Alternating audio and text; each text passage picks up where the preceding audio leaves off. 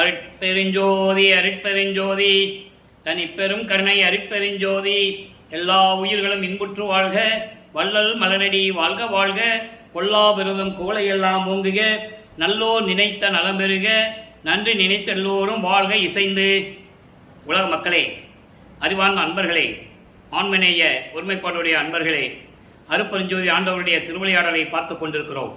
இந்த பிரபஞ்சம் தோன்றிய காலத்திலிருந்தே அருட்பெருஞ்சோதி ஆண்டவர் ஏராளமான எத்தனையோ திருவிளையாடல்கள் செய்திருந்தாலும் கூட கலியுகத்தினுடைய கடைசி திருவிளையாடல் 1823ஆம் ஆண்டு தொடங்கி 30/1/1874 இரவு 12 மணி வரையிலும் அருட்பெருஞ்சோதி ஆண்டவருடைய திருவிளையாடல் தொடர்ந்து கொண்டிருக்கிறது. அதுக்கான காரணம், பிரபஞ்சத்தில் ஏற்பட்ட அந்த 4 யுகங்களிலுமே கிரேத யுகம், திரேத யுகம், துவாபர யுகம், கலியுகம் 4 யுகங்களிலுமே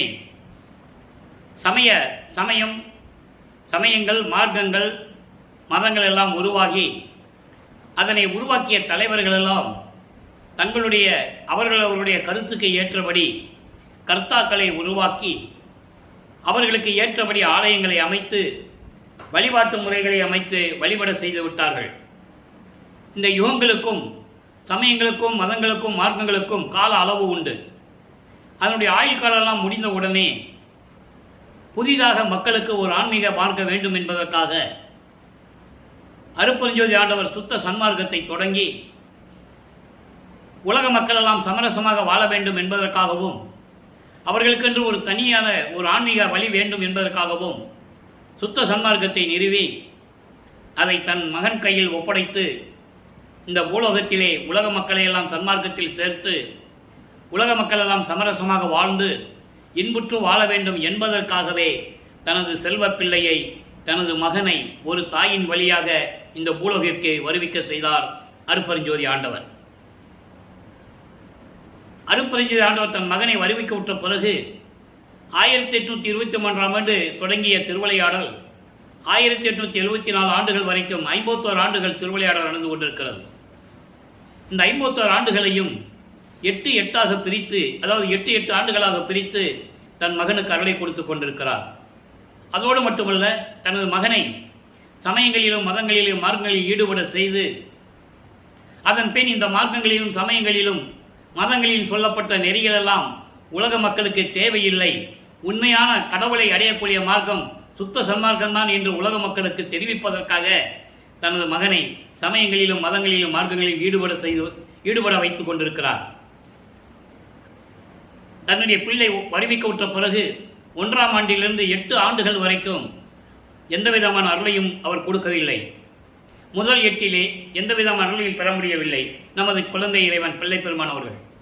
9வது ஆண்டிலே தொடக்கத்திலே தன் மகன் முன் தோன்றி என்னால் வருவிக்க விட்டவன் என்ற நிலையை மகனுக்கு அறிவித்துவிட்டு முன்பருவம் பின்பருவம் காட்டியவனுக்கு அருள்வேன் என்று சொல்லி ஞானத்தை கொடுத்துவிட்டு மறைந்து விடுகிறார்.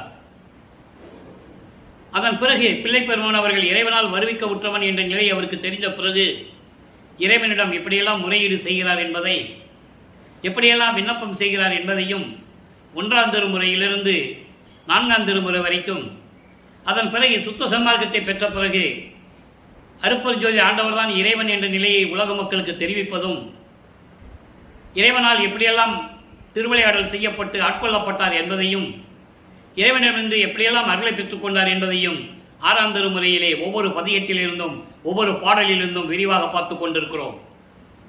அந்த வகையில் நாம் பார்க்க வேண்டிய பாடல் திருவருள் முறையீடு 1ஆம் திருமுறை பதிகம் 6 172வது பாடல். மொத்தம் 232 பாடல்களை கொண்டது திருவருள் முறையீடு. ஒவ்வொரு பாடலிலும் இறைவனிடம் எப்படி முறையீடு செய்கிறார் என்பதையும், எப்படியெல்லாம் இறைவனிடமிருந்து அருளை பெற்றுக்கொண்டார் என்பதையும் நாம் பார்த்து கொண்டிருக்கிறோம். நல்ல கவனிச்சுக்கங்க. வல்லப்பெருமானவர்கள் வருவிக்க உற்று 8 ஆண்டுகள் வரையிலும் எந்த விதமான இறைவனுடைய அருளை பெற முடியாமல், கல்வி சாலையிலே போய் பாடம் கற்க முடியாமல், ஒரு இடத்தில் இருக்க முடியாமல் எவ்வளவோ துன்பங்களை அனுபவித்துக் கொண்டிருக்கிறார் நமது குழந்தை இறைவன் பிள்ளை பெருமான் அவர்கள். அப்போ அவருக்கு தெரியாது, சுத்த சன்மார்க்கம் தெரியாது, அருட்பெருஞ்சோதி ஆண்டவர் இறைவனும் தெரியாது, எதற்காக அவருடைய மனநிலை இப்படி இருக்கிறதுன்னு அவருக்கு தெரியாது. 9வது ஆண்டிலே இறைவன் ஆட்கொண்ட பிறகுதான் அவர் இறைவனால் வருவிக்க விட்டவன் என்ற நிலை தெரிந்த பிறகு ஞானத்தை பெறுகிறார். நல்லா கவனிக்கணும், ஞானத்தை மட்டும்தான் பெறுகிறார், மெஞ்ஞானம் அப்போ பெறவில்லை. அப்போ ஞானத்தை பெற்றவுடனே இவருக்கு பாடல்கள் பாடுகின்ற திறமை உதயமாகிறது. அந்த சக்தியை இறைவன் கொடுத்து விடுகிறார். அப்போ அந்த திருவள்ளுவர் முறையீடு உதயமாகிறது. 172வது பாடல் நல்லா கவனிங்க. நயப்படும் ஓரின் அருள் எனக்கு இன்றினில் நாய் மனம் என் பயப்படுமோ, துயர் மண்படுமோ, நல்ல வாழ்வை என்னால் செய்யப்படுமோ, குணம் சீர்படுமோ, பவம் சேர சற்றும் பயப்படுமோ, மலம் பால்படுமோ எம் பசுபதியே என்று சொல்லுகிறார். இங்க மலம் என்ற வார்த்தை வருவதனால் இறைவனை பசுபதி என்று கூறுகிறார். நான் ஏற்கனவே பசுபதி என்ற பெயருக்கு நிறைய விளக்கங்கள் கொடுத்திருக்கிறேன். இருந்தாலும் இன்றும் வந்துவிட்டதனால் அதனுடைய விளக்கம் சொல்ல வேண்டிய கடமை இந்த வள்ளலார் ஊழியருக்கு இருக்கிறது. இப்போ அந்த பாடலுடைய விளக்கம் பாருங்க. நான் விரும்பும் ஒப்பற்ற உனது அருள் எனக்கு இல்லை எனில், உன்னுடைய அருளை விரும்புகின்றேன், அந்த ஒப்பற்ற உயரிய அருள் எனக்கு இல்லை என்றால் இந்த நாய் மனம் எனக்கு வசப்படுமா? என் பேச்சை கேட்குமா? கேட்காது. மனம் அலைவாய்ந்து கொண்டிருக்கிறது. எப்படி கேட்கும் உன்னுடைய அருள் இல்லைன்னா? அதோடு மட்டுமல்ல, எனது துயரம்தான் தீருமா? எவ்வளவு ஏளன பேச்சுகளையும் அவமானங்களையும் தாங்கிக் கொண்டிருக்கிறேன், துயரத்தில் இருந்து கொண்டிருக்கிறேன். உன்னுடைய அருள் இல்லை என்றால் இது தீருமா? நல்ல வாழ்வை தான் என்னால் அமைத்துக் கொள்ள முடியுமா? உன் அருள் இல்லாதான் எதுவும் செய்ய முடியாதே. எனக்கு நல்ல குணங்கள் வேண்டுமே, எனது குணங்கள் எல்லாம் சீர்பட வேண்டுமே. உன்னுடைய அருள் இல்லை என்றால் எப்படி முடியும்? என்னை வந்து சேர பயப்படாதே. பாவங்கள்லாம் வந்து என்னை சூழ்ந்து கொள்ளுமே. என்கிட்ட வர்றதுக்கு பயப்படணும்னா உன்னுடைய அருள் வேணும். அதோடு மட்டுமல்ல, ஆணவம், கண்மம், மாயை, மாமாயை, துரோதை போன்ற 5 மலங்களும் நீங்க வேண்டுமே. உன்னுடைய அருள் இல்லை என்றால் எப்படி முடியும்? என் பசுபதியே. பதி என்றால் இறைவன். அப்போ அந்த காலகட்டங்களில் சமயங்களும் மதங்களும் மார்க்கங்களும் சூழ்ந்திருந்த காலகட்டங்களில் சிவபெருமான் தான் இறைவன் என்று பிரபஞ்சம் தோன்றிய காலத்திலிருந்தே சொல்லிக் கொண்டிருக்கிறார்கள். இவரும் அதை பின்பற்றி கொண்டிருக்கிறார். நல்லா மனசில் வச்சுக்கணும். ஏன்னா பின்னால் சிவபெருமான் சொல்ல மாட்டார், அருப்பறிஞ்சோதையும் சொல்லுவார். அதுக்காக தான் இவ்வளவு பாடல்கள் நமக்கு அறிவுறுத்தி 1ஆம் திருமுறையிலிருந்து நம்ம வந்துகிட்டு இருக்கோம். சமயங்களிலும் மதங்களிலும் மார்க்கங்களில் ஈடுபட்டு கொண்டு அதில் சொல்லப்பட்ட நெறிமுறைகளை கடைபிடித்துக் கொண்டிருக்கிறார். சைவ சமயத்தை சேர்ந்தவர்கள் திருநீர் பூசிக் கொள்வார்கள், உத்தராட்ச மாலை அணிந்து கொள்வார்கள், காவி உடை அணிந்து கொள்வார்கள், தாடி வச்சுக்கிட்டு கொண்டை வச்சுக்கிட்டு சடை பின்னி சடை வச்சிருப்பாங்க. இதெல்லாம் சைவ சமயத்தை சேர்ந்த குறியீடுகள், அடையாளங்கள். நமது பிள்ளை பெருமானவர்களும் திருநீர் பூசிக்கிட்டு உத்தராட்ச மாலை போட்டுக்கிட்டு இருக்கிறார். இருந்துதான் ஆகணும், காலத்தின் கட்டாயம். அப்போ உன்னுடைய அருள் இல்லை என்றால் இந்த நாய் மனம் எனக்கு வசப்படுமா? துயரம்தான் நீங்குமா? பாவங்கள் என்னை வந்து சேர்வதற்கு எப்படி பயப்படணுமே? உன்னுடைய அருள் என்னால் எப்படி பயப்படும்? வந்து சேர்ந்துருமே, மலங்கள் நீங்கணுமே. பசுபதியே. பதி என்றால் இறைவன், பசு என்றால் மலம் சூழ்ந்த ஆன்மா. மலம் சூழ்ந்த ஆன்மா. இந்த ஆன்மா என்ன பண்ணுமா? எப்படியாவது இறைவனோட தந்திரமா கலந்து கொடுன்னு சொல்லி தந்திரமா போய் கலந்துக்கும். இறைவனுக்கு அது தெரியும். மலம் சூழ்ந்த ஆன்மா அவதிப்படுது, அந்த ஆன்மாவை சுத்தப்படுத்த வேண்டும், அந்த ஆன்மாவை சுத்தப்படுத்த வேண்டும். அப்போ இந்த மலம் இறைவனோடு சேர்ந்துகிறது. அதனால் அந்த இறைவனுக்கு பசுபதி என்ற பெயர் ஏற்பட்டது. அப்போ அப்படிப்பட்ட இறைவனே, நீ எனக்கு விரைவில் வந்து அருள்வாயாக என்று சொல்லி இந்த பாடலை நமக்கு அருளி இருக்கிறார்கள். இப்போ வள்ளல் பெருமானவர்கள், நமது பிள்ளை பெருமானவர்கள் 1வது எட்டிலே 8 ஆண்டுகள் வரைக்கும் எந்த விதமான நிலையில் இல்லாமல் இப்போ இறைவனால் ஆட்கொள்ளப்பட்டவன் என்ற நிலை மட்டும் அவருக்கு தெரிகிறது. 9வது ஆண்டிலிருந்து 16 ஆண்டுகளுக்குள் என்ன நடந்தது என்பதை 2ஆம் திருமுறையிலிருந்து பார்த்து கொண்டிருக்கிறோம். 2ஆம் திருமுறை இதுவரைக்கும் 18 பதியங்களை பார்த்திருக்கிறோம். ஒவ்வொரு பதியத்திலும் இவர் 13வது ஆண்டு தொடங்கி திருவொற்றியூருக்கு போறார். மனம் அங்கே போக சொல்லுது. மனம் போக சொல்றதுன்னு சொல்றதை விட அருட்பெருஞ்சாண்டவர் மனதை தூண்டி விடுகிறார். மகன் அங்கே போக சொல்லு அப்படின்னு மனதை தூண்டி விடுகிறார். ஏன்னா மகனை பக்குவப்படுத்த வேண்டும், அந்த நிலைகளிலே இருக்க வைக்க வேண்டும். அந்த நிலையில் இருந்து கொண்டு அந்த முறைகளெல்லாம் கடைபிடித்துக் கொண்டிருக்க வேண்டும். அந்த அனுபவத்தை பெற வேண்டும். இப்போ அங்கே திருவொற்றியூருக்கு போகிறாரு, தியாகராஜ பெருமானை பார்க்குறாரு, வழிபடுகிறார். ஒன்றும் இல்லை, ஒரு பிரயோஜனம் இல்லை. அதுக்கப்புறம் திருமலை வயலுக்கு போகிறாரு, அங்கே மாசிலாமணி உருகி உருகி பாடுறாரு. ஒன்றும் பிரயோஜனம் இல்லை. திருமலை வயலுக்கு திருவள்ளி தாயத்துக்கு வராரு, கந்த துணி கட்டிக்கிட்டு இருக்கியே, நல்லாவா இருக்கு, யாரை ஏமாற்றிட்டு இருக்க, எனக்கு ஒரு கந்த துணியை கொடுத்துறேன், நான் உன் பக்கத்தில் நிற்கிறேன், அப்பனும் பிள்ளையும் பிச்சை எடுத்துட்டு கந்த துணி கட்டியிருக்கான்னு இந்த உலகம் பேசட்டும், இது நல்லாவா இருக்கு அப்படின்னு பாடி பாடி பார்ப்பாரு. ஒரு பிரயோஜனம் இல்லை. அதன் பிறகு இந்த 16 ஆண்டுகள் வரைக்கும் இந்த நிலை நீடித்து கொண்டிருக்கிறது. இப்போ 19வது பதியம், மொத்தம் 113 பதியம் இருக்கு 2ஆம் திருமுறையில். அற்புதமாக இருக்கும். திருவருட்பா சாதாரணமானதல்ல. வல்லற்பெருமான் வருவிக்கு விட்ட பிறகு எப்படியெல்லாம் இருந்தார் என்பதை விளக்கக்கூடிய பாடல்கள். எப்படியெல்லாம் இறைவன் மகனை வச்சுக்கிட்டு எப்படி ஓடி ஒளிகிறாரு. இன்னும் நிறைய இருக்கு, 3ஆம் திருமுறையில் இருக்கு. இவரை பார்த்த உடனே தியாகராஜ திருவழியா ஓடுவார், இவர் பிடிக்க போவார், கையில் சிக்க மாட்டார். இருந்தாலும் அப்படியெல்லாம் இருக்கு. இன்னும் அதை பார்க்க போகிறோம். ஆக 1707 பாடல்கள் 2ஆம் திருமுறை. இன்னைக்கு 19வது பதியம் பார்க்க போகிறோம். அருள் விடை வேட்கை என்ற பதியத்தில் 7வது பாடல். 6 பாடலை ஏற்கனவே பார்த்துட்டோம். ஒவ்வொரு பதியத்திலிருந்தும் ஒவ்வொரு பாடலுடைய விளக்கத்தை பார்த்து தான் இறைவனுடைய திருவிளையாடல் எப்படி நடக்குது, இவருடைய மனம் எந்த நிலையில் இருக்குது, அருளை பெற முடியாமல் எப்படி தவித்துக் கொண்டிருக்கிறார் நமது பிள்ளை பெருமானவர்கள், இதெல்லாம் நம்ம பார்த்துட்டு இருக்கோம். இப்போ பாருங்க, நாட நல் இசை நல்கிய மூவர்த்தம் பாடல் கேட்கும் படம் பக்க நாதரே. படம் பக்க நாதர்னா விஷப்பாம்பு கழுத்தில் வச்சுக்கிட்ட இறைவன், கழுத்தில் அணிகலனா மாட்டிக்கொண்ட இறைவன் சிவபெருமான், தியாகராஜ பெருமான், நடராஜன், சொக்கநாதன், பல பெயர்கள் உண்டு. இப்படி சைவ சமயத்தை சேர்ந்த தலைவர்கள் பல பெயர்களை வைத்துக்கொண்டு இந்த மாதிரி இறைவனுடைய பெயர் வச்சுக்கிட்டு இருக்காங்க. அங்கங்கே இருக்கிற ஊரில் இருக்கிற சிவபெருமானுக்கு வேறு வேறு பெயராக இருக்கும். மகாலிங்கன் இருக்கும், இப்படி பல பெயர்கள் உண்டு. இங்கே படம் பக்க நாதர்னா சிவபெருமான சொல்கிறார். வாடல் என்று ஒரு மாணிக்கு அளித்த நீர் ஈடில் என் அளவுக்கு எங்கு ஒளிந்திட்டீரோ. எங்கே ஒளிந்திட்டீரோ, எங்கே போய் ஒளிஞ்சிட்டு இருக்க, அதுக்கு ஒரு விளக்கம் சொல்கிறார். எப்படின்னா, உன்னுடைய அருளை பெறுவதற்காக அப்பர், ஞானசம்பந்தர், சுந்தரர் இந்த 3 பேரும் பாடிய பாடல்கள் நீ கேட்ட இல்லை, காதில் கேட்டவங்களுக்கு அருளை கொடுத்த இல்லை, அருளை கொடுத்த இல்லை, சிவபெருமானே செஞ்ச இல்லை.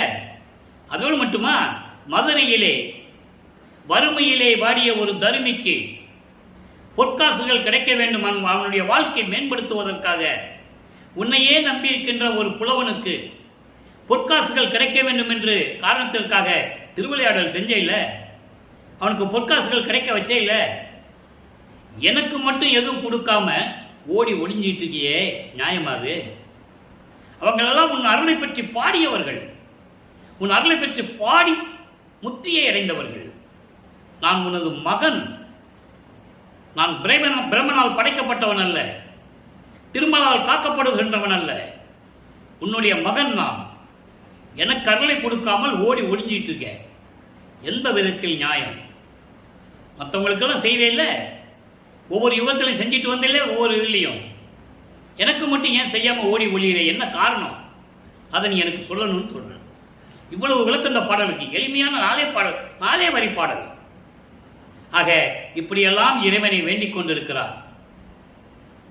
திருநாவுக்கரசர், ஞானசம்பந்தர், சுந்தரர் அவங்கெல்லாம் உன்னுடைய அருளை பெறுவதற்காக பாடினாங்க. மனம் உருகி உருகி பாடினாங்க. நீ அருளை கொடுத்த, நியாயம்தான். மதுரையிலே வறுமையிலே வாடிய ஒரு புலவனுக்கு, தரிம புலவனுக்கும் அருள் செஞ்ச, சரிதான். ஆனால் நான் உனது மகன், எனக்கு மட்டும் அருளை கொடுக்காம ஏன் ஓடி ஓடி ஒளியிற, எதற்காக? விரைவில் வந்து எனக்கு அருள்வாயாக என்று சொல்லி இந்த பாடலை நமக்கு அருளி இருக்கிறார்கள். ஆக 16 ஆண்டுகள் வரைக்கும் நமது பிள்ளை பெருமானவர்கள் இறைவனிடமிருந்து எந்த அருளையும் பெற முடியாமல், தான் யார் என்ற நிலை தெரிந்தும் கூட வெளியே சொல்ல முடியாமல் தவித்துக் கொண்டிருக்கிறார். அதனால் ஏற்பட்ட ஏளனங்கள், பேச்சுகள், இழிவான பேச்சுகள் சுமந்து கொண்டு திரிந்து கொண்டிருக்கிறார் நமது பிள்ளை பெருமானவர்கள். இந்த நிலைகள் மாறுகிறது. 3ஆம் வீட்டில் அடியெடுத்து வைக்கிறார். மூவட்ட 24. அப்போ 3ஆம் திருமுறை உருவாகிறது. மொத்தம் 19 பதிகங்கள், 235 பாடல்கள். இதுவரைக்கும் நம்ம 14 பதிகங்களை பார்த்துட்டோம். ஒவ்வொரு பதிகத்திலும் அதனுடைய சுருக்கத்தை சொல்கிறேன். ஏன்னா இன்னைக்கு புதுசாக இந்த பதிவை பார்க்குறவங்களுக்கு அந்த விளக்கம் தெரியணும்ல. இறைவனை தியாகராஜ பெருமானை போற்றி பாடுவதும், அதன் பிறகு தன்னுடைய மனக்குமுறலை நாரையின் மேல் வைத்து நாரையை தூது அனுப்புவதும், கிளிகளை தூது அனுப்புவதும், அவருடைய மனநிலையை உலக மக்களுக்கு எப்படியெல்லாம் இருந்தது என்பதை தெரிவிப்பதும், அதன் பிறகு ஒரு புறத்து பின்னிடம் போய் ஜோதிடம் கேட்பது போல ஒரு பதியத்திலே பாடல் படித்திருந்தார்கள், இப்படி ஜோதிடம் கேட்பதும், இப்படியெல்லாம் பார்த்து கொண்டிருந்தோம். திருவிழா திறன் எப்படி இருந்தது, அந்த திருவிழா வரும்போது எப்படியெல்லாம் அவருடைய அழகை பார்த்து ரசித்தார் என்பதையெல்லாம் நாம் பார்த்து விட்டோம். இப்போ ஜோதிடம் நாடல். அவருக்கு மனம் ஒரு நிலையில் இல்லை. உலகியலில் என்ன பண்ணுவாங்க, ஏதாவது கஷ்டம் வந்ததுன்னு என்ன பண்ணுவாங்க, உடனே ஜோசியம் ஜாதகத்தை எடுத்துட்டு ஜோசியம் பார்க்க போவாங்க இல்லையா? அந்த நிலையில் இருந்து கொண்டு வல்லப்பெருமான் அந்த மனநிலையில் இருந்து கொண்டிருக்கிறார். அதை உலக மக்களுக்கு பாடல்களின் மூலமாக தெரிவித்துக் கொண்டிருக்கிறார். அதை நீங்க புரிஞ்சுக்கணும். இப்ப அந்த ஜோதிடத்தை போய் என்ன கேட்கிறாரு, எப்படி சொல்றாரு, தன்னை ஒரு பெண்ணாக உருவகப்படுத்தி, அதாவது தன்னை தலைவியாகவும் இறைவனை தலைவனாகவும் உருவகப்படுத்தி ஒரு ஜோசியர்கிட்ட போய் ஜோசியம் கேட்கிற மாதிரி தன்னுடைய மன குமுறலை தெரிவிக்கிறார். பாடலை பாருங்க. என் தோல் இளங்கும் நீற்று அணியர் யாருக்கும் இறைவர் என்னை உடையார் வண்டு ஓலிடும் பூங்கொன்றை அணி மாலை மாறுவர் வஞ்சமிலார். இறைவனை பற்றி சொல்லுகிறார். யார்கிட்ட போய் சொல்றாரு? ஜோசியர்கிட்ட போய் சொல்றாரு. இப்படிப்பட்டவர்கள் சொல்றாரு. அடுத்து சொல்ற பாருங்க. தங்கோய் பொழில் சூழ் ஒற்றியினார் தமக்கும் எனக்கும் மன பொருத்தம் உண்டோ இல்லையோ ஜோதிடம் பார்த்து உரைத்தீர் குறிநூல் உத்தமரே. தன்னுடைய மனநிலையை பாடல்களின் மூலமாக உலக மக்களுக்கு தெரிவிக்கிறார். ஜோசியர்கிட்ட போய் ஜோசியம் கேட்கிற மாதிரி. என்ன சொல்றாரு? 8 தோள்களை உடைய இறைவன் திருநீர் பூசிக்கொண்டு அழகான 8 தோள்களை கொண்ட இறைவன். ஜோதிடரே, நான் சொல்றேன், அவர் யாருன்னு நான் சொல்றேன். திருவொற்றியூரில் இருக்கிறார் ஒரு இறைவன். அவர் என் தோள்களை கொண்டு திருநீர் பூசிக்கொண்டு அழகாக விளங்கி கொண்டிருக்கின்ற ஒரு இறைவன். எல்லாருக்கும் இறைவன் அவர்தான். என்னை உடையான், என்னை வருவிக்க ஒரு செய்தவன், நான் அவனால் வருவிக்க உற்றவன், என்னை உடையவன். கொன்றை மலர்கள் தேனீக்கள் மொய்க்கக்கூடிய, அதாவது புத்தம் புது மலர்களாக தேன் இருக்கும். அதான் சொல்றாரு, புத்தம் புதும் கொன்றை மலர்களை தேனீக்கள் தேனை குடிப்பதற்காக மொய்த்துக் கொண்டிருக்கின்றன. அப்படிப்பட்ட கொன்றை மலர்களை மாலையாக தொடுத்து அணிந்து கொண்டிருக்கின்ற இறைவன், மார்பிலே மாலையாக அணிந்து கொண்டிருக்கின்ற இறைவன், வஞ்சமில்லாத இறைவன்.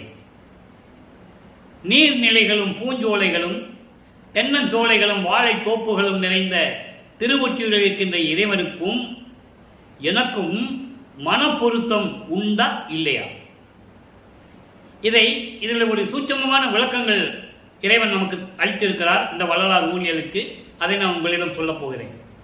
அதாவது மனப்பொருத்தம் என்பது இறைவனால் வருவிக்க உற்றவன் என்ற நிலை தெரிந்துவிட்டது. இவரும் ஆண்டுகளை கடந்து கொண்டிருக்கிறார். இப்போ 17வது ஆண்டில் அடியெடுத்து வைத்திருக்கிறார்.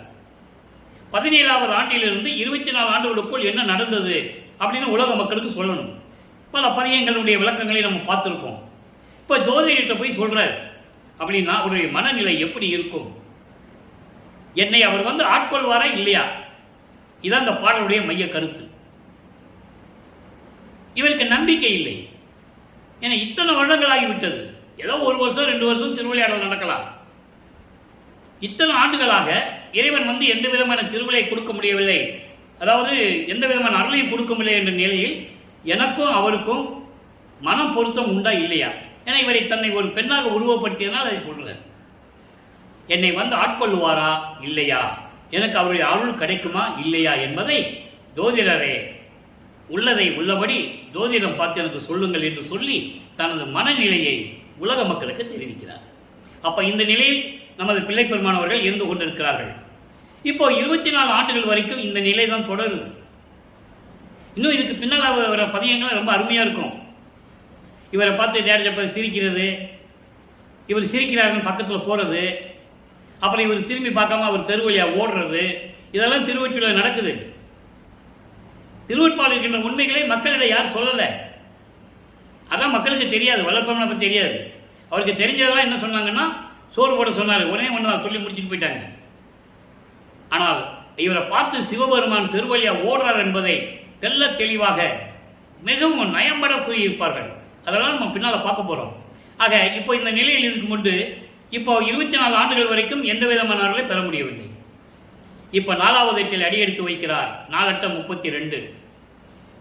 32 ஆண்டுகள் வரைக்கும் என்ன நடந்தது? குறிப்பாக 25வது ஆண்டிலிருந்து 32 ஆண்டுகளுக்குள் அந்த 8 ஆண்டுகளுக்குள் என்ன நடந்தது? அதை 4ஆம் திருமுறையிலிருந்து நாம் அதை கண்கூடாக பார்க்கிறோம். 27வது ஆண்டிலே ஏற்கனவே திட்டமிட்டபடி விண்ணுலகத்திலே ஏற்பட்ட ஒப்பந்தத்தின்படி தனக்கோடி அம்மையார் மருதூரிலே, அதாவது மருதூரிலே சின்னையம்மையாரும் ராமலிங்க பிள்ளை இருந்தாங்க. அதுக்கப்புறம் அவங்க குழந்தைகள்லாம் அவங்க அப்பா இறந்த உடனே குழந்தைகள்லாம் கூப்பிட்டு சின்ன காவனம் வந்தாங்க. அப்புறம் அங்கேயும் இருக்க முடியாமல் இங்கே சென்னையில் வந்து ஏழுகணர் தெருவில் வீரசாமி முதலியார் தெருவில் இருக்கிறாங்க. சரியா? அப்போ இவர் அந்த குடும்பத்தில் வருவிக்க விட்டதனால் அந்த தனக்கோடி அம்மையார் இவருக்கு அக்கா பெண்ணாக வந்து அங்கே பிறக்கிறார். அப்போ இவர் அந்த பெண்ணுக்கு தாய்மாமன் ஆயிடுறார், முறைப்பெண் ஆயிடுறார். அப்போ இவர் தாலி கட்டணும். உலகையிலே ஒரு விளக்கம் உண்டு. இவரை திருமணம் பண்ண சொன்னாங்க, முடியாதுன்னு சொன்னார்.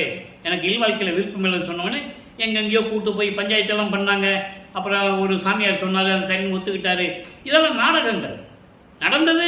அது விளக்கமாக இருக்கட்டும், தவறில்லை. இதெல்லாம் ஒரு திருவிளையாடல். இவருக்கு தெரியும் நம்ம தான் இந்த பொண்ணை கல்யாணம் பண்ண போறோம்னு அவருக்கு தெரியும். அப்போ அந்த 27வது ஆண்டில் திருமண ஏற்பாடுகள் நடந்து கொண்டிருக்கிறது. அந்த திருமண மண்டபத்திலே பிரம்மன், திருமால், ருத்திரன், மகேஸ்வரன், சதாசிவம் போன்ற பதத்தலைவர்களும் விண்ணோர் வேந்தனாகிய இந்திரனும் சத்தர்களும் சக்திகளும் முத்தர்களும் முனிவர்களும் ரிஷிகளும் எல்லாம் அங்கே இருக்காங்க இவரை வாழ்த்துவதற்காக. எவ்வளவு அற்புதமான ஒரு திருவிளையாடலை மக்களிடமிருந்து மறைத்து விட்டார்கள் என்பதை நான் பதிவு செய்ய கடமைப்பட்டிருக்கிறேன். கல்யாணம் பண்ணாங்க, சொன்னாங்க, விட்டுட்டு வந்துட்டாருன்னு சொன்னாங்க இல்லையா?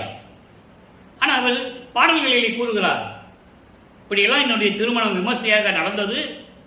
நடக்கும்போது எனது தந்தையும் தாயும் வரவில்லை என்று, அருப்பஞ்சாண்டவரும் சிவகாமி வெள்ளியும் வரவில்லை என்று என் மனம் எப்படி வருந்தியது என்பதை பாடலிலே கூறுகிறார். அற்பகாச மாலையிலே 95வது பாடலிலே கூறுவார்.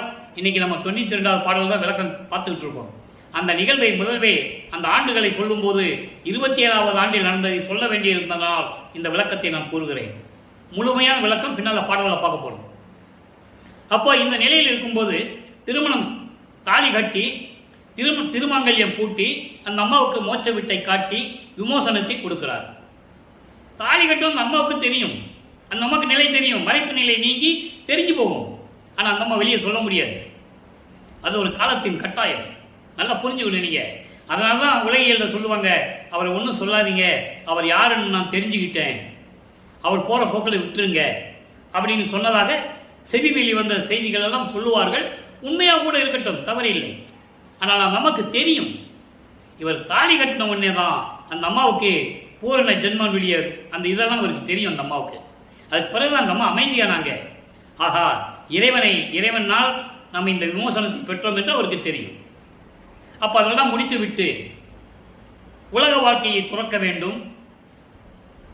இனிமேல் இங்கே அதாவது திருவொற்றியூர், திருமலைவாயில், திருவள்ளித்தாயத்தில் போக வேண்டாம்னு முடிவு பண்ணிட்டார். மனம் வெறுத்து போச்சு அவருக்கு. அப்போ அவர் எங்கே போனாலும் நடந்து தான் போகணும். எத்தனை வருஷமாக நடந்து போகிறது? கிட்டத்தட்ட 24 ஆண்டு வருஷம் வருவிக்கு விட்டு 24 ஆண்டு ஆயிடுச்சு. இன்னும் இறைவன் வந்து அருளை கொடுக்கலன்னு என்ன பண்ணுறது சொல்லி இந்த நிகழ்வுகள்லாம் முடிஞ்ச உடனே கதவை பூட்டி தாப்பா போட்டுடுறார். தாப்பா போட்ட பிறகுதான் மகனுக்கு கோபம் வந்துச்சுன்னு சொல்லி அருப்பஞ்சாண்டவர் விண்ணுலகத்திலிருந்து எப்படி பூலோகத்துக்கு வந்து திருவழியாக நடந்து வரார் என்றதை வந்து கதவை திறந்து மகனுக்கு எப்படி அருளை கொடுத்தார் என்பதை ஒவ்வொரு பாடலிருந்து நம்ம பார்த்துக்கிட்டு இருக்கோம். இன்னும் நிறைய விஷயங்கள் இருக்கு, பார்க்க போறோம். நம்ம ஒவ்வொரு பாடலும் ஒவ்வொரு பதியத்திலிருந்து பார்க்க போறோம். இப்போ வல்லப்பமானவர்கள் இப்போ பூட்டியாச்சு, இறைவன் வருகிறார். அவருடைய வரவை எப்படிப்பட்ட திருவடிகள், அப்படிப்பட்ட திருவடிகள் கல்லில் பட்டு முள்ளு பட்டு கல்லு பட்டு குத்தி வலிக்க எப்படி நடந்து வந்து என்னை கதவை திறந்து என்னை அழைத்து அருள் கொடுத்தார் என்பதை கூறுகிறார். அதை பார்க்க போகிறோம். அற்பகாச மாலை இன்னைக்கு 92வது பாடல். இது வரைக்கும் 91 பாடலுடைய விளக்கத்தை பார்த்துட்டோம். இன்னைக்கு 92. நல்லா கவனிங்க. எப்படிப்பட்ட திருவடிகள். தஞ்சமுறும் உயிருக்கு உணர்வாய் இன்பமாய், அதாவது தஞ்சமுறு உயிருக்கு உணர்வாய் இன்பமுமாய் நிறைந்த தம்பெருமை தாமறியா தன்மையதுவாய் ஒரு நாள் வஞ்சகனின் புந்தலையில் வைத்திடவும். 2 திருவிளையாடல் அங்க சொல்றாரு. சிவந்து வருந்திய சேவடி பின்னும் வருந்த நடந்தருளி, பின்னும் வருந்த நடந்தருளி. நல்லா கவனிக்கணும், விளக்கம் தரும்போது உங்களுக்கு புரியும். எஞ்சிலா இரவினிலை யான் இருக்கும் இடம் சேர்ந்து எழில் கதவம் திறப்பித்து அங்கு என்னை அழைத்து ஒன்று அளித்தாய். விஞ்சு பரானந்த நடம் வியன் பொதுவில் புரியும் மேலவா நின் அருட்பெருமை விளம்பல் எவன் வியந்தே. இது பாடல். இந்த பாடலுடைய விளக்கம் பாருங்க. இந்த பாடலுடைய விளக்கத்தை பார்க்க முன்னால் ஒரு சின்ன திருவிளையாடலுடைய விளக்கம். இவர் சமயங்களிலும் மதங்களிலும் மார்களில் ஈடுபட்டு கொண்டிருந்த போது திருவொற்றியூருக்கும் திருமுல்லவாய்க்கும் திருவிழை தாயத்துக்கு அலைஞ்சி காலு ஓஞ்சி போய் பசியோட ஒரு திண்ணையிலே படுத்திருக்கும் போது இறைவன் வந்து, அவருக்கு தெரியும் மகன் இங்கே தான் இருக்கான்னு தெரியாது, மகனை ஃபாலோ பண்ணிட்டு இருக்காருல்ல, அவருக்கு தெரியாதா? படுத்திருக்கும் போது இவர் அந்த பக்கம் வந்து தலையை அந்த பக்கம் வச்சு காலை இவர் தலை மேல வைக்கிறார். அவர் காலை தட்டி விட இவர் வைக்க, அப்போ இறுதியாக அழுத்து பிடிச்சுக்கிட்டார் தலையில திருவடியை, இவரால் அசைக்க முடியல. அப்படிப்பட்ட சிவந்த திருவடிகள் மீண்டும் சேவடி, அதாவது திருவடிகள் சிவக்க காலிலே மண்பட்டு கால் வலிக்க தெருவிலே இலவிலே நடந்து வந்து, அப்படிப்பட்ட திருவடிகள் சொல்றாரு, தெருவிலே நடந்து வந்து அவருடைய அருள் தன்மையை அவருக்கே தெரியாது. அவ்வளவு அருள் தன்மை உடைய இறைவன் இந்த வஞ்சகனின் இருக்கும் இடத்தை தேடி பிடிச்சி அடைஞ்சி அழகான தெருக்கதவை திறக்க செய்து இவர் போய் திறக்கல, அவருக்கு தெரியும். கதவை தட்டாலும் மகன் திறக்க மாட்டான்னு அவருக்கு தெரியும். இவரை கதவை திறக்க வச்சு ஒரு கால் உள்ள வச்சு ஒரு காலை வெளியே வச்சிருப்பார். வீட்டுக்குள்ள புதுசா வரமாட்டாரு. வந்தாருன்னா இவரை பூட்டிடணும்னு இவர் பிளான்ல இருக்காரு. இது அவருக்கு தெரியாதா? இன்னும் ஆண்டுகள் இருக்கு, இன்னும் 19 வருஷம் இருக்கு. இது 32வது ஆண்டுல நடந்துகிட்டு இருக்கு. வல்லப்பமான்கள் வருவிக்க விட்டு 32வது ஆண்டு. வல்லப்பமானுக்கு வயது இல்லை. வல்லப்பமானுக்கு 32 வயசுல நான் சொல்லலாம், நான் சொல்லக்கூடாது, யாருமே சொல்லக்கூடாது. ஆனா தெரியாம சொல்லிட்டு இருக்காங்க. 32வது ஆண்டு ஆகுது, இன்னும் 19 வருஷம் பாக்கி இருக்கு. இவன் உள்ள போனா நம்மளை வச்சு உள்ள பூட்டிடுவான், திரும்பி நம்ம வர முடியாது. அவருக்கு எவ்வளவு சக்தி இருந்தாலும் சரி, மகனுக்கு கட்டுப்பட்டாச்சுன்னா வெளியே வர முடியாது. அதனால உள்ள ஒரு கால் வெளியே ஒரு கால் வச்சு அங்கே வா மகனே என்று சொல்லி குறையில்லாத ஒரு அருள் கொடையை எனக்கு கொடுத்தார். என்ன அருள் கொடை என்றதை பின்னால் விளக்க பார்க்க போறோம். ஒவ்வொரு பாடலையும் அதான் சொல்லுவாரு, ஒன்று கொடுத்தார் தான் சொல்லுவாரு. அப்படிப்பட்ட இறைவனே திருச்சிற்றம்பலத்திலே இருந்து கொண்டு திருவிளையாடல் செய்து கொண்டிருக்கின்ற இறைவனே, உன்னுடைய அருள் பெருமையை சொல்ல எவனால் முடியும், எவனால் வியந்து சொல்ல முடியும் அப்படின்னு சொல்றாரு. ஆக அவர் வருகிறார், கதவை திறக்கிறாரு, மகனை அழைக்கிறாரு, அருளை கொடுத்துட்டு இரு மகனே இந்த அருள் கொடையை பிடிச்சிக்கோன்னு சொல்லிட்டு விண்ணுலகத்துக்கு போயிடுறாரு. இப்போ இவர் சுத்த சன்மார்க்கத்தை வாங்கணும். இப்போ வல்லப்பமானவர்கள் 5வது எட்டினுடைய முடிவில் இருந்து கொண்டிருக்கிறார். இன்னும் ஒரு 4 பதிவு போட்ட உடனே நம்ம 6வது எட்டுக்கு வந்துடுவோம். 42வது ஆண்டிலிருந்து, அதாவது 41வது ஆண்டிலிருந்து 48 ஆண்டுகளுக்குள் என்ன நடந்தது விளக்கத்துக்கு நம்ம வந்துடுவோம். அப்போதான் தர்மசாலைக்கு வர்றதை நம்ம சொல்ல போகிறோம். இப்போ வல்லப்பமானவர்கள் கருங்குழியிலே உறைந்திருக்கிறார்கள், கருங்குழியிலே இருப்பிடமாக கொண்டு இருந்து கொண்டிருக்கிறார்கள். நல்லா புரிஞ்சுக்கிட்டே வரணும். நீங்கள் இனிமேல் தர்மசாலைக்கு இங்கே வடலூருக்கு வரணும், தர்மசாலையை கட்டணும், கோர்ட்டுக்கு போகணும், திருவருட்பா தான் உண்மையான நூல்னு சொல்லி தீர்ப்பு வாங்கிட்டு வரணும். இதெல்லாம் திருவிளையாடல். அதன் பிறகு மேட்டுக்குப்பம் போகணும், அங்கேருந்து சத்தியஞானி சபையை கட்டணும். இவ்வளவு விளக்கங்கள் இருக்கு. அதெல்லாம் பின்னால் பார்க்க போகிறோம். இப்போ சுத்த சன்மார்க்கத்தை வாங்க போகணும். அப்போ இவர் தத்துவங்களை கடந்து, அந்தங்களை கடந்து, சரிய கிரிய யோகம் என்ற 12 நிலைகளை கடந்து மேலே போயிட்டு இருக்கிறார். அங்கே மகனுடைய வரவை எதிர்பார்க்கிறார். அருட்பெருஞ்சாண்டவர் மகனை வரவேற்று சிங்காசனத்திலே அங்கே ஒரு இருக்கை இருக்கிறது. அங்கே இருக்கையிலே அமர வைத்து சுத்த சன்மார்க்கத்தை கொடுத்து, சாகா கல்வியை கற்றுக் கொடுத்து மணிமுடி சூட்டுகிறார்கள். எல்லாரும் முன்னிலையிலும், விண்ணுலகத்தில் இருக்கின்ற அத்தனை தேவர்கள் முன்னிலையிலும் மணிமுடி சூட்டி இவர் பிரகடனப்படுத்துகிறார். பிரபஞ்சத்தை இயக்கப் போகின்ற எனது மகன் என்று சொல்லி பிரகடனப்படுத்தி மணிமுடி சூட்டி சென்று வா மகன் என்று சொல்லி பூலோகத்திற்கு அனுப்பி விடுகிறார். இவர் பூலோகத்துக்கு வந்து விடுகிறார். இதைதான் உலகியலிலே சொல்லுவார்கள், அவர் எங்கே போனார்னு தெரியாது, எங்கே இருக்கிறான்னு தெரியாது, காணாமல் போயிட்டாரு. அவர் 6 மாதம் 3 மாதம் எங்கே இருந்தார், எங்கே சுற்றிட்டு இருக்காருன்னு யாருக்கு தெரியும். இப்படி தான் சொன்னாங்க. நல்லா புரிஞ்சுக்கணும். நீங்கள் வல்லப்பமானவர்கள் வருவிக்க விட்டு 202 ஆண்டுகள் முடிவடைகிறது. அருட்பெருஞ்சோதி ஆண்டவராகி 152 ஆண்டுகள் முடிவடைய போகிறது. யார் சொன்னது அவரை பற்றி? தெருவா சுத்தினார் அவரு? மாட்டு வண்டியில் போனார் அவரு? நடந்து போனாரா? இல்லை. அவர் நினைத்தால் பறந்து செல் ஒரு நொடியில் இருப்பவார். அண்டங்களை கடந்து பல ரூபங்களிலே இருப்பார். அப்போ அப்படிப்பட்ட இறைவன் வல்லப்பமானவர்கள் இப்போ 6ஆம் திருமுறையிலே என்ன சொல்லுகிறார்? சுத்த சன்மார்க்கத்தை பெற்ற பிறகு 6ஆம் திருமுறையிலே ஒவ்வொரு பதிகமாக பார்த்து கொண்டு வருகிறோம். இன்று பதிகம் 85. இதுவரை 84 பதிகங்களை பார்த்துருக்கிறோம்.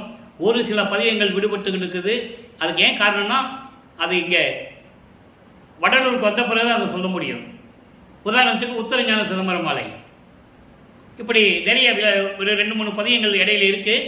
அதை நம்ம இங்கே தர்மசாலையை கட்டும்போது தான் அதை நம்ம சொல்ல முடியும். அப்போது இப்போ 85வது பதிகத்திலே திருவருள் பேரு. இறைவனுடைய அருளை பெற்ற பிறகு அதனுடைய பாக்கியம் எப்படி இருக்கும்? 9வது பாடல். நல்லா கவனிக்கணும். இப்போ வல்லப்பமானவர்கள் 5வது எட்டில் இருந்து கொண்டிருக்கிறார். 33வது ஆண்டிலிருந்து 40 ஆண்டுகளுக்குள் என்ன நடந்தது? இறைவனுடைய திருவிளையாடல் எப்படி நடந்தது? தந்தையும் மகனும் எப்படி உரையாற்றுகிறார்கள்? எப்படியெல்லாம் என்னென்ன செய்யணும்னு பிளான் போடுறாங்க? என்னென்ன அருளெல்லாம் பெற்றுக்கொண்டார் என்பதை பார்க்க போகிறோம். நானே தவம் புரிந்தேன், நானே களிப்படைந்தேன். இது நல்லா கவனிக்கணும். நானேன்னு சொல்கிற வார்த்தையிலே நிறைய விளக்கங்கள் இருக்கிறது. நான் சொல்லலாம்ல, நானே. அப்போ அதுக்கு வித்தியாசம் இருக்குல்ல. நான் சொல்கிறதுக்கும் நானேன்னு சொல்கிறதுக்கும் வித்தியாசம் இருக்கு. நானே தவம் புரிந்தேன், நானே களிப்படைந்தேன், தேனே என்னும் அமுதம் தேக்க உண்டேன், போதும் போதுன்ற அளவுக்கு உண்டேன், ஊனே ஒளி விளங்க பெற்றேன், உடையான் என்னைத்தான் அழி விளங்க தூக்கி அணைத்தான். இது பாடல். இந்த பாடலுடைய விளக்கம் பாருங்க. சுத்த சன்மார்க்க விளக்கம், நூல் விளக்கம் அல்ல, வரி விளக்கம் அல்ல. நானே தவம் புரிந்தேன், சமயங்களிலும் மதங்களிலும் மார்க்கங்களிலிருந்து விட்டு விலகி என் தந்தையிடமிருந்து சுத்த சன்மார்க்கத்தை பெற்ற பிறகு நான் ஒருவன் தான். அவரை சார்ந்தவர்களும் சரி, அவரோடு இருந்தவர்களும் சரி, சுத்த சன்மார்க்கத்தில் இல்லை என்பதை நான் பதிவு செய்ய கடமைப்பட்டிருக்கிறேன். பெயர்களுக்கு பின்னால் ஜாதி பெயரிட்டும் சங்கற்ப விகற்பங்களில் ஈடுபட்டு கொண்டும் திருநூல் பூசுவது, உத்திராட்ச மாலையை அணிந்து கொள்வது, இப்படியெல்லாம் இருந்தார்கள். ஆனால் நமது இறைவன் பிள்ளைப்பெருமான் அவர்கள் சுதந்திரத்தை தடுக்க விரும்பவில்லை. அவர்களுக்கு தெரியும். அதனால தான் சொல்றாரு, யாருமே என்னோட இல்லைன்னு சொல்லுவார். மெய்யர்கள் வியப்பில் ஒரு பாடலில் சொல்லுவார், நானும் சிலரும் ஒரு படகுல போயிட்டு இருந்தோம். அப்படின்னு என்ன அர்த்தம்? ஒரு சன்மார்க்க நெறியிலேருந்து போயிட்டு இருக்கோம். திடீர்னு பார்த்தா யாருமே காணோம், நான் ஒருத்த மட்டும் தான் நிற்கிறேன். வந்திருந்தால் அவங்களையும் கூட்டு போயிருப்பேன்னு சொல்லுவார். அப்படியெல்லாம் பாடல்கள் உண்டு. அதான் சொல்றாரு, நானே தவம் புரிந்தேன், நான் ஒருவன் தான் சுத்த சன்மார்க்கத்தில் இருந்து கொண்டிருந்தேன், இறைவனை எந்நேரம் நினைத்து கொண்டிருந்தேன், அருட்பெருஞ்சோதி ஆண்டவரை. அதனால் பேரின்பமாக இருந்து கொண்டிருந்தேன், களிப்படைந்திருக்கிறேன், களிப்படைந்தேன். தேனே என்னும் அமுதம் தேக்க உண்டேன், தேனே என்னும் அமுதம் தேக்க உண்டேன். மிச்சம் மீதி இல்லாம, மிச்சம் மீதி எதுவுமே இல்லாம முழுவதுமாக நானே உண்டேன். அப்படின்னு அர்த்தம், சுத்த சன்மார்க்கத்தை பெற்றுக்கொண்டேன். சுத்த சன்மார்க்கத்தை பெற்றுக்கொண்டேன். அதனால் அதனால் இந்த உடம்பு ஒளி உடம்பாக பெற்றேன். அதாவது 3 தேகங்கள், சுத்த தேகம், பிரவண தேகம், ஞான தேகம். அதான் ஒளி வடிவம் 3 சேர்த்து தான் சொல்கிறேன். பெற்றேன். உடையான் என்னைத்தான் அழிவிலங்க கருணையோடு தூக்கி எடுத்தான். சமயங்களிலும் மதங்களிலும் மார்க்க நெறிகளை எல்லாம் தடை செய்து என்னை கருணையோடு தூக்கி எடுத்து அணைத்தான். நான் மேல்நிலை சென்றேன். சொல்லிட்டாரா? அடுத்து பாருங்க, கைமாறின்மை. இப்போ இறைவனுக்கு என்ன கைமாறு செய்ய போறதுன்னு சொல்லணும். 87வது பதிகம் 9வது பாடல். நல்ல இந்த பாடலை பாருங்க. எந்த அகராதியிலும் இந்த பாடலுடைய விளக்கங்கள் இருக்காது. என்ன இறைவன் கொடுத்த விளக்கம் பாருங்க. பொற்பங்கயத்தின் புது நரமும் சுத்த நலம், சுத்த சலம். சுத்த சலம் என்பது சுத்தமான நீர், சலம் என்பது நீர். புது நரமும் தேனும், தாமரை மலரில் இருக்கின்ற புது தேனும் சுத்தமான நீரும் சொல்லப்படுகின்ற வெண்பந்தரமாம் மதிமதுவும். மதிமது என்பது மெஞ்ஞானம். மதிமது என்பது மதுரம் சொல்லுவாங்க. அதாவது தேன் போன்ற ஒரு இனிப்பு பொருள் மது, தேன். அதான் மதிமது என்பது மெஞ்ஞானம். இந்த 3ம் விளங்குகின்ற பசுவின் தீம்பாலும் நற்பஞ்சகமும் ஒன்றா கலந்து மரண நவை தீர்க்கும் கற்பகம் கொடுத்தாய். பசும்பால் குடித்தா கற்பகம் கிடைச்சிருமா? பசும்பால் குடித்தா மரணம் தரித்திருமா? பஞ்சாமிர்தம் சாப்பிட்டா மரணம் போயிடுமா? அப்படி இல்லை. அதாவது முதல்ல சொல்றாரு, பொன் தாமரையில் இருக்கின்ற தேனும் என்னது? பிரவண தேகம், சுத்த சலம், சுத்த தேகம். இவையெல்லாம் சேர்த்து சொல்லப்படுகின்ற மெஞ்ஞான அறிவுடைய தேகம் ஞான தேகம். அதான் ஞான தேகம். இந்த 3 தேகங்களையும் கொடுத்து பசுவின் தீம்பால் வெண்மை கலர்கள் இருக்கும். படைக்கும் தொழிலை குறிக்கக்கூடிய நிறம் வெண்மை. அதை திருவருட்பாவை தெளிவாக கூறுகிறார். 1ஆம் திருமுறையிலே சொல்லுவார், நெஞ்சறிவுறுத்தல சொல்லுவார். அதை ஒவ்வொரு கலருக்கும் ஒன்று உண்டு. வெண்மை என்பது படைக்கும் தொழிலை கொடுக்கக்கூடிய ஒரு நிறம். அப்ப படைக்கும் தொழில் முதல் பஞ்சகமும் 5 சேர்த்து 5 தொழிலையும் சேர்த்து கொடுத்தாய் என்று சொல்கிறார். ஆனால் 3 தேகத்தையும் படைக்கும் தொழில் முதல் 5 தொழில்களையும் எனக்கு கொடுத்து மரணம் என்கின்ற நோயை தீர்க்கக்கூடிய கற்பகம் கொடுத்தாய். சுத்த சன்மார்க்கத்தை கொடுத்தாய். சுத்த சன்மார்க்கத்தில் இருந்தால்தான் மரணமில்லா பெருவாழ்வு. மரணமில்லா பெருவாழ்வில் வாழ்ந்திடலாம் கண்டீர். நினைந்து உணர்ந்து நெகிழ்ந்து அன்பு நிறைந்து ஊற்றிலும் கண்ணீர் அதனால் உடம்பு நனைந்து ஏத்துணாம் அன்பின் உலகியலே மரணமில்லா பெருவாழ்வில் வாழ்ந்திடலாம் கண்டேன். புனைந்துரையேன் பொய்ப்புகளேன் சத்தியம் சொல்லுகின்றேன். பொற்றவையில் சிற்றவையில் புகுந்தருணம் இதுவே. ஞானசரிய முதல் பாடல். ஞானசரிய தான் மரணமில்லா பெருவாழ்வு. சரிய கிரிய யோகம் என்ற 12 நிலைகளை கடந்த பிறகு இது 13வது நிலை, திரையோதச நிலை. ஞானசரியை 13, ஞான கிரியை 14, ஞானத்தில் யோகம் 15, ஞானத்தில் ஞானம் 16. அதான் கடவுள் நிலை அறிந்த அம்மையமாகக்கூடிய நிலை. ஞானசரியில் இப்போ நம்ம சொல்ல மாட்டோம். இங்கே பண்ண பிறகுதான் வடலூருக்கு வல்லப்பமானவர்கள் வந்து தர்மசாலையை வச்ச பிறகுதான் ஞானசரியை விளக்கம் உங்களுக்கு கொடுக்க முடியும்.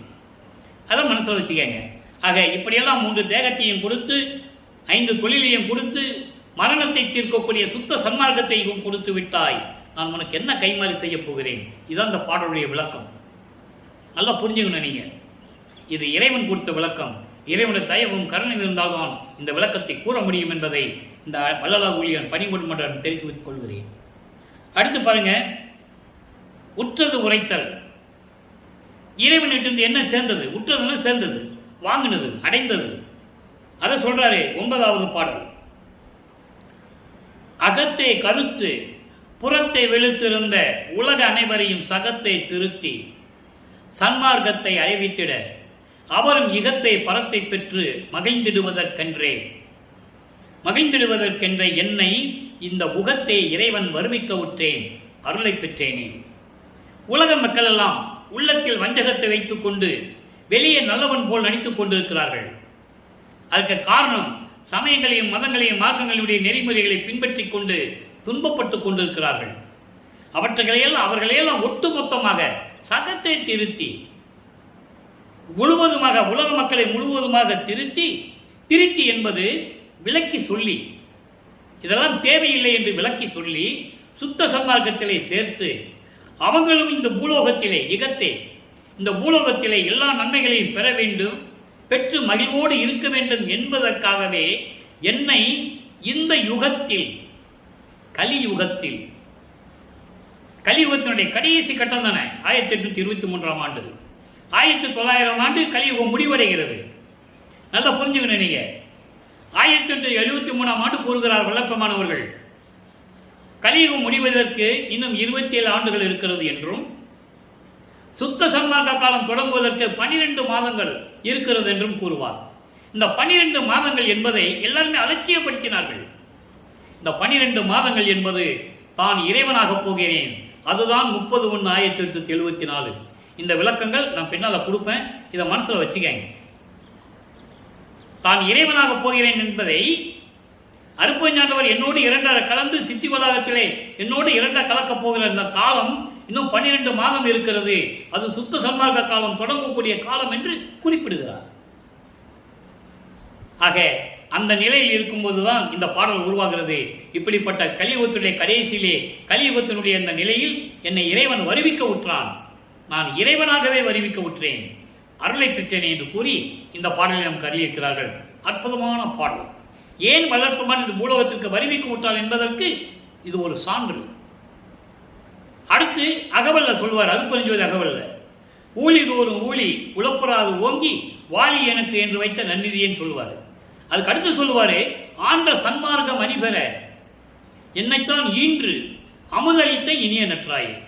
சன்மார்க்கத்தை உலக மக்களுக்கு தெரியப்படுத்த வேண்டும் என்பதற்காகவே என்னை எனது தந்தை அருப்பஞ்சாண்டவர் ஒரு தாயின் வழியாக இந்த பூலோகத்திற்கு என்னை வருவிக்க செய்தார் என்பதை அங்கே குறிப்பிடுகிறார். இது ஒரு அற்புதமான சான்று, யாரும் மறுக்க முடியாது. அடுத்து இன்பத்திறன் என்ற ஒரு பாடல், 92வது பதிகம் இன்பத்திறன். நல்லா பாருங்க, என்ன அருமையா சொல்லியிருப்பார் தெரியுமா? மக்கள்கிட்ட யார் சொல்லலை. அதாவது எல்லா புராணங்களையும் சொன்னாங்க, எல்லா நூல்களையும் சொன்னாங்க. தேவாரத்தை பற்றி பேசினாங்க, திருவாசகத்தை பற்றி பேசினாங்க, திருமந்திரத்தை பற்றி பேசினாங்க, திருக்குறளை பற்றி பேசினாங்க, பாடலை சொல்லி விளக்கம்லாம் சொன்னாங்கல்ல. ஏன் அருட்பாவை விளக்கம் சொல்லலை? ஏன்னா அங்கே பிரபஞ்சத்தின் உண்மை இருக்கிறது, அவங்களால சொல்ல முடியல. சமயங்களையும் மதங்களையும் மார்க்கங்களையும் விட்டு வெளியே வர முடியல. அதனால சுத்த சன்மார்க்கத்தை அவங்களால சொல்ல முடியல. இதை வெளிப்படையாகவே நான் பேசியிருக்கேன், மலேசியாவில் பேசியிருக்கேன், மற்ற மாநிலங்களை போல பேசியிருக்கேன். என்ன ஒரு தடவை பேச கூப்பிட்டாங்க, திருப்பி கூப்பிட மாட்டாங்க. ஐயோ அவர் வேண்டாம்ப்பா, அவர் என்ன எல்லாத்தையும் உண்மையை சொல்லி விட்டு விளாசுகிறாருன்றவாங்க, என்னை கூப்பிட மாட்டாங்க. நான் அதை பற்றி கவலைப்படுறதில்லை. 4 வருஷமும் தினமும் 1 மணி நேரம் யூடியூப்பில் பேசுகிறேன். யார் என்ன தடுக்க முடியும்? இறைவன் அருள். இப்போ பாருங்க, இந்த பாடலை பாருங்க. ஏன் சொன்னா, இந்த பாடலை சொல்லும்போது அவ்வளோ ஆதங்கம் இருக்கிறது நமக்கு. இப்படிப்பட்ட ஒரு இறைவனை உலக மக்களுக்கு சொல்லாம விட்டுட்டாங்களே. இந்த பாருங்க, நாடு கலந்து ஆள்கின்றோர் எல்லோரும் வியப்ப நன்னி என்னை மாலையிட்ட நாயகனை, நாட்டில் ஈடு கரைந்திடுதற்கு அரிதாம் திருச்சிற்றம்பலத்தே இன்ப நடபுரிகின்ற இறையவனே, என்னை நீ பாடுக, என்னோடு கலந்து ஆடுக என்று எனக்கே அண்டர்லைன் எனக்கே பணியிட்டாய். நான் செய்த பெரும் பாக்கியம் என்று வந்தேன். கோடு தவறாது உன்னை நான் பாடுதற்கு இங்கு பூலோகத்தில் ஏற்ற குணப்பொருளும் இலக்கியமும் கொடுத்து மகிழ்ந்து அருளை. இந்த பாட்டுடைய விளக்கம் பாருங்க.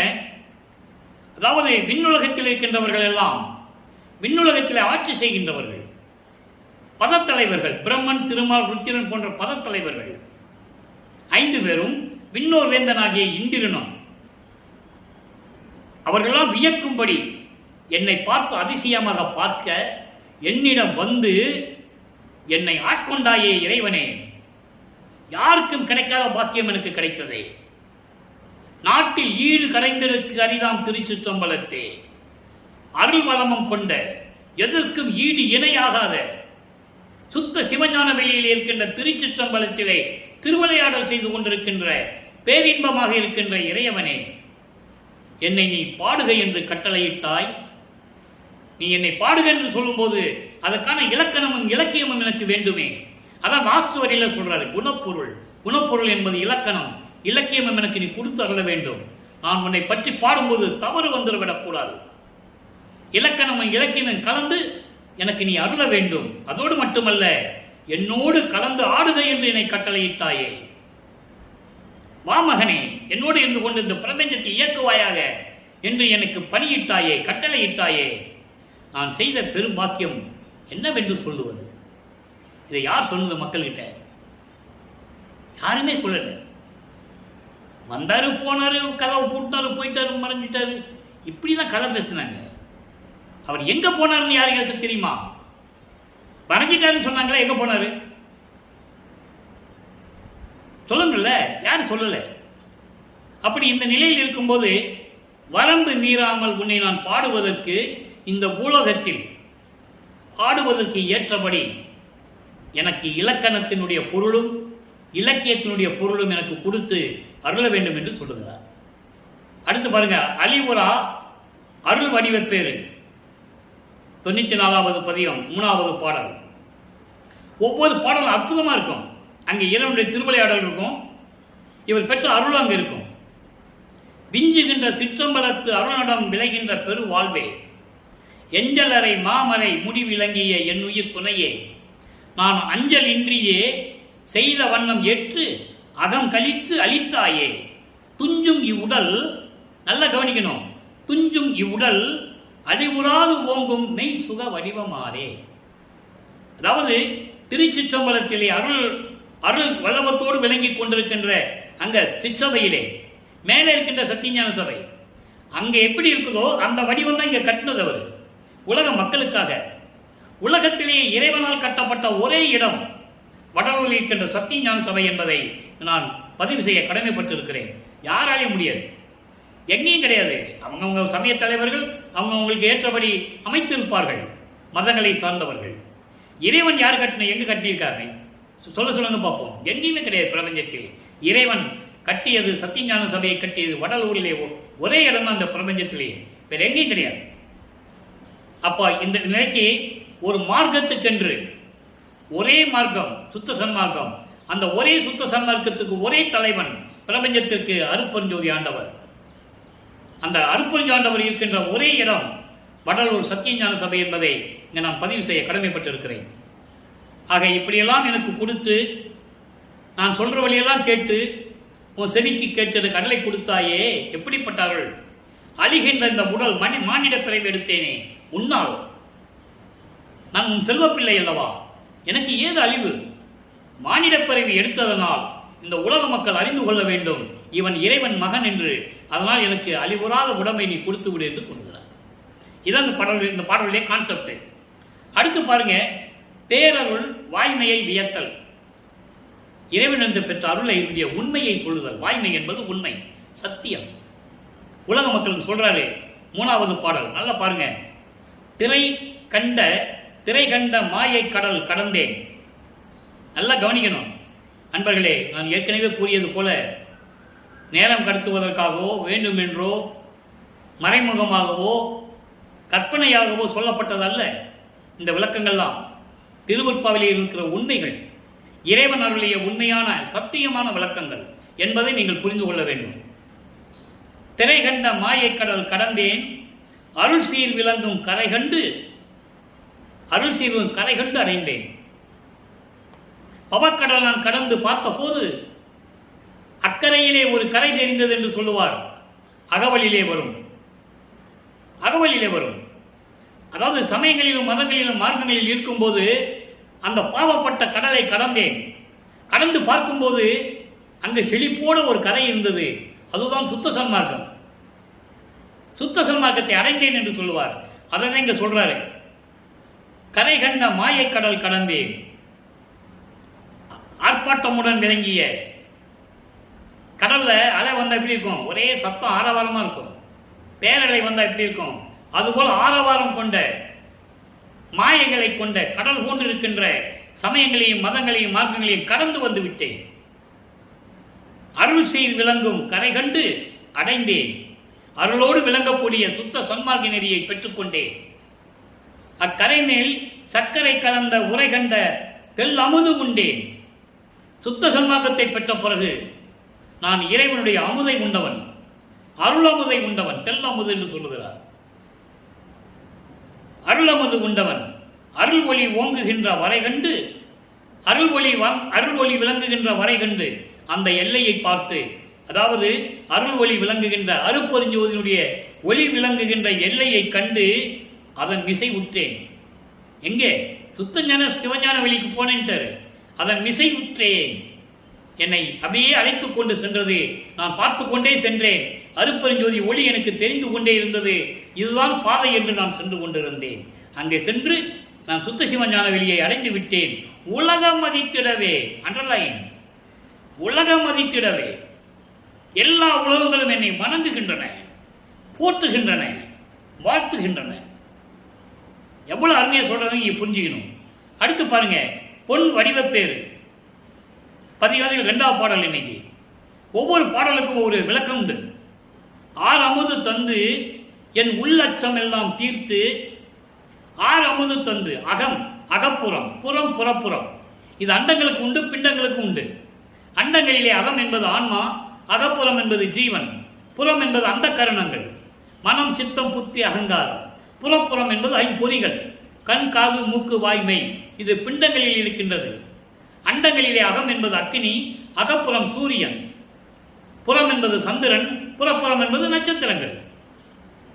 இவற்றை எல்லாம் நான் தெரிந்து கொண்டேன்.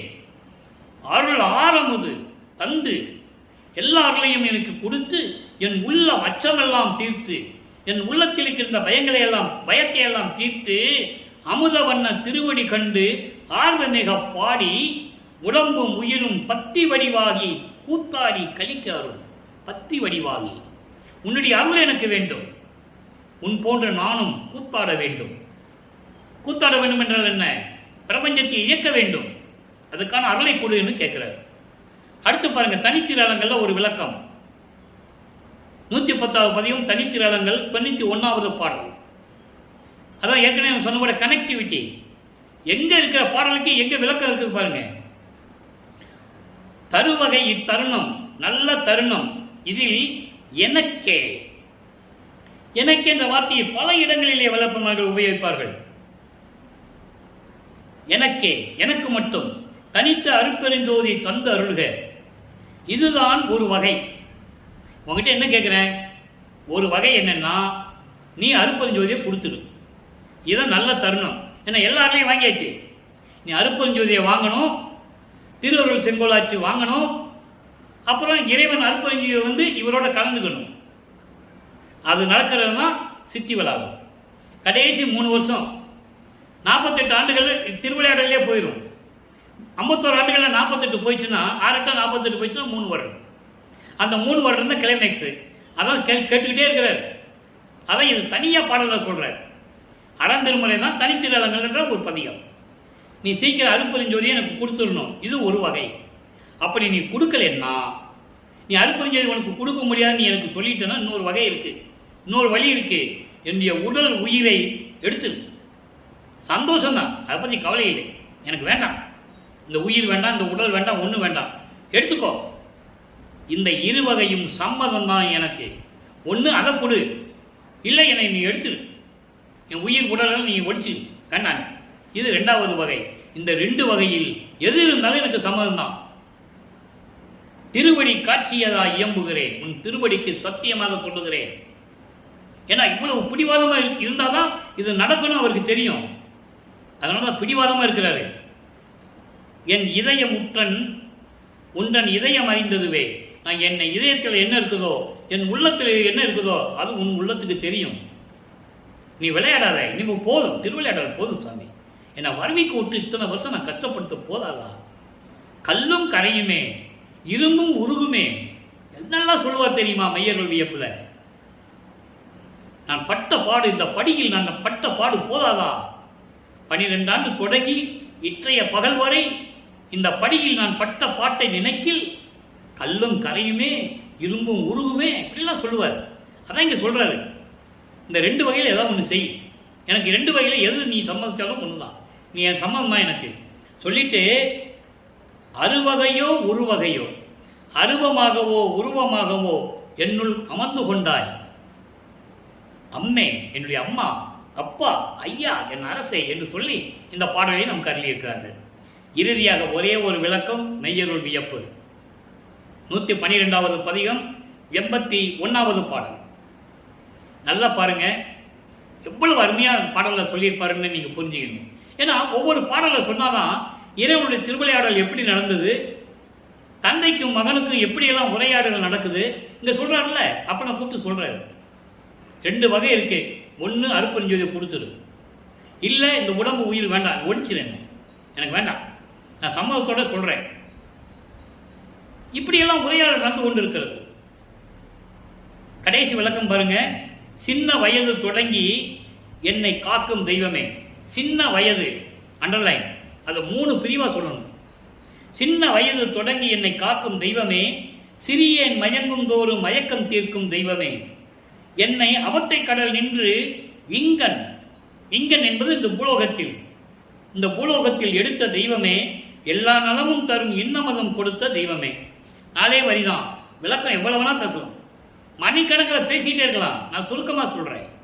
சின்ன வயது தொடங்கி இதை 3 பிரிவாக சொல்லணும். ஒரு தாயின் கருவறையில் இருக்கும்போது சொல்லுவார், உபசாரத்தால் பெற்ற தாய் என்பால் ஒருத்தை ஒரு கருவறையில் நான் பிண்ட வடிவில் இருக்கும்போது என்னை காத்தாயே, ஒளி காட்டினாயே, அருளமுதம் வந்து ஊட்டினாயே.